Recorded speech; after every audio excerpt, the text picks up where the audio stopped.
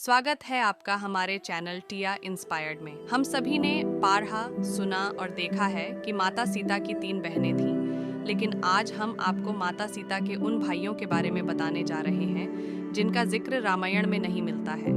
रामायण में राजा जनक की 4 पुत्रियों का वर्णन मिलता है, जो कुछ इस प्रकार है: माता सीता, उर्मिला, मांडवी और श्रुतकीर्ति। इस तथ्य से यह पता चलता है कि माता सीता की मात्र 3 बहनें ही थीं, लेकिन कुछ धार्मिक मान्यताओं के अनुसार ऐसा कहा जाता है कि माता सीता के 2 भाई भी थे। हालांकि माता सीता के इन भाइयों के बारे में रामायण में कोई भी बात वर्णित नहीं है। रामायण में भले ही माता सीता के भाइयों का उल्लेख नहीं मिलता है, लेकिन अन्य ग्रंथों में माता सीता के भाइयों के नाम और उनके बारे में जानकारी दी गई है। तो चलिए जानते हैं कौन थे माता सीता के भाई।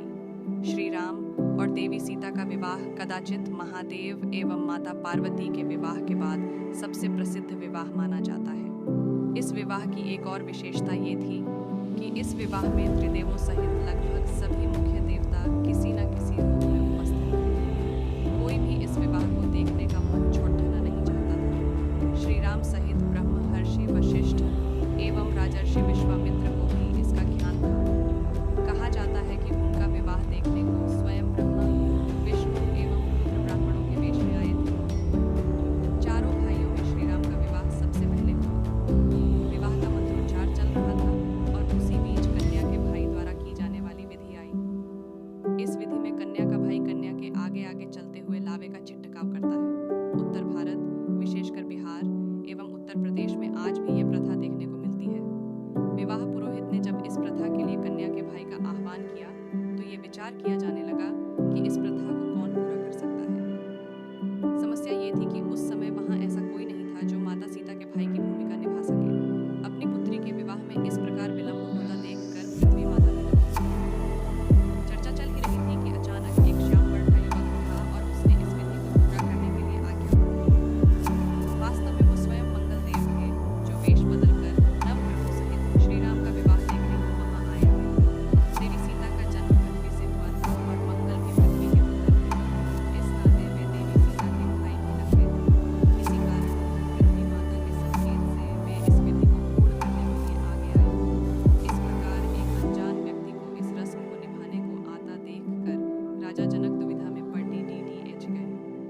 जिस व्यक्ति के कुल, गोत्र एवं परिवार का कुछ पता ना हो, उसे वे कैसे अपनी पुत्री के भाई के रूप में स्वीकार कर सकते थे। उन्होंने मंगल से उनका परिचय, कुल एवं गोत्र पूछा।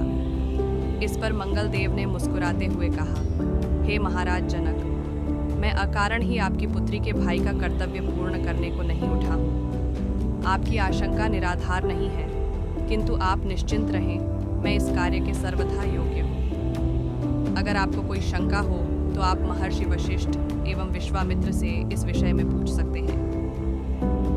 ऐसी तेज युक्त वाणी सुनकर राजा जनक ने महर्षि वशिष्ठ एवं विश्वामित्र से इसके बारे में पूछा।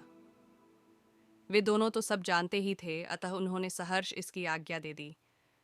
इस प्रकार गुरुजनों से आज्ञा पाने के बाद मंगल ने देवी सीता के भाई के रूप में सारी रस्में निभाई। रामायण के सारे संस्करणों में तो नहीं, किंतु कंब रामायण एवं रामचरितमानस में इसका उल्लेख है। ये कथा अपनी बहन के प्रति एक भाई के उत्तरदायित्वों के निर्वाह का एक मुख्य उदाहरण है। वहीं अन्य पौराणिक कथा के अनुसार राजा जनक के छोटे भाई के पुत्र थे लक्ष्मी निधि, जो रिश्ते में माता सीता के भाई लगते थे।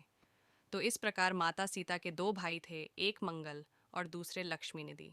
हालांकि मंगल ग्रह के माता सीता के भाई होने पर सनातनियों द्वारा पुष्टि की गई है, लेकिन लक्ष्मी निधि नामक भाई के बारे में कोई खास प्रमाण नहीं मिलता है। तो ये थे माता सीता के वो 2 भाई जिनका जिक्र रामायण में साक्षात रूप से नहीं मिलता है।